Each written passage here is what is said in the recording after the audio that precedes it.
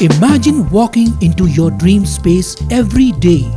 We bring your vision to life and create spaces that inspire. So design your dream and live your best life. Discover the art of modern living with Spacecraft Interiors. Your space, our craft. Daily page Ulhasnagar, हमारी खबरें हमारी पहचान। उल्लासनगर शहर में बढ़ता अपराध। प्रेम संबंध के विवाद में डिलीवरी बॉय का अपहरण कर रॉड और डंडों से हमला। लड़की के पुराने बॉयफ्रेंड और भाई ने साथियों के साथ मिलकर युवक की पिटाई। सोशल मीडिया पर हुई दोस्ती के बाद प्रेम संबंध को लेकर हुए विवाद में 20 वर्षीय डिलीवरी बॉय का अपहरण कर लोहे की रॉड, डंडों और चप्पलों से बेरहमी से पिटाई करने का मामला सामने आया है।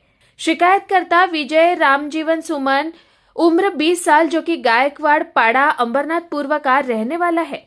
वह एक निजी कंपनी में डिलीवरी बॉय का काम करता है।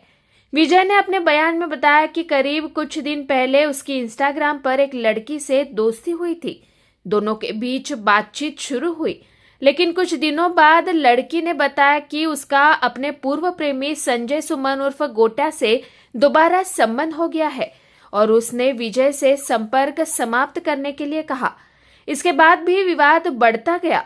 1 जुलाई की दोपहर लड़की और उसके भाई की ओर से लगातार फोन कर मिलने के लिए बुलाया गया, लेकिन वह नहीं गया।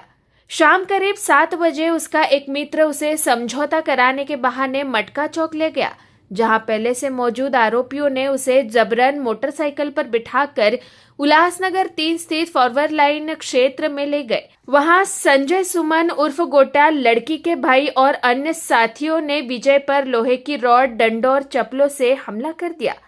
हमले में उसके सर, हाथ, छाती, पीठ और पैरों में गंभीर चोटें आई। बाद में उसे रिक्शा से मध्यवर्ती पुलिस थाने लाया गया, जहां से उपचार के लिए मध्यवर्ती अस्पताल में भर्ती कराया गया। मध्यवर्ती पुलिस ने आरोपियों के खिलाफ संबंधित धाराओं के तहत मामला दर्ज कर आगे की जांच शुरू कर दी है। Bureau report, daily page news, Ulhasnagar. माझं नाव आहे विजय राम संजीवन सुमन। मी राहतो गायकवाड पाड्यात। मला एक हॅरी नावाचा मित्र माझा, तो मला बोलला की चल तुझा मॅटर आहे ते सॉल्व करून देतो। त्याला गोटा बोलतात। तो म्हणजे समोरचा होता ना, जो मला मारत होता, त्याचं नाव गोटा आहे। त्याने मला फोन केला, म्हणजे 3-4 दिवसापासून माझ्या पाठी लागलेला तो मला मारायला।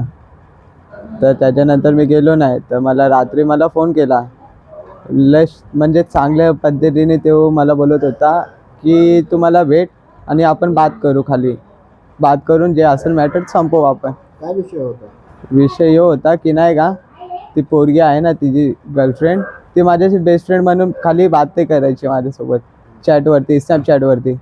तर त्याच्यामध्ये काय माहिती आहे, स्नॅपचॅटवरती की आम्ही बात करायचो ना, ते स्नॅपचॅटवरतून उडून जायचं 5 मिनिटाच्या आत, मॅसेज डिलीट व्हायचं। त्याच्यानंतर मी गेलो मटका चौकात गोट्याला भेटायला मटका चौकात गेलो। तर त्याच्याशी मी 2 मिनटं उभं राहून बात केली। तो एकटा होता, मी एकटा होतो आणि माझ्यासोबत एक हॅरी नावाचा पोरगा होता। आम्ही 3 जण होतो। त्याच्यानंतर त्यांनी एक पोराला चिरू बोलला। तर 3 गाड्या होतात आणि ट्रिपल सीट सगळ्यामध्ये होतात त्या गाडीवरती।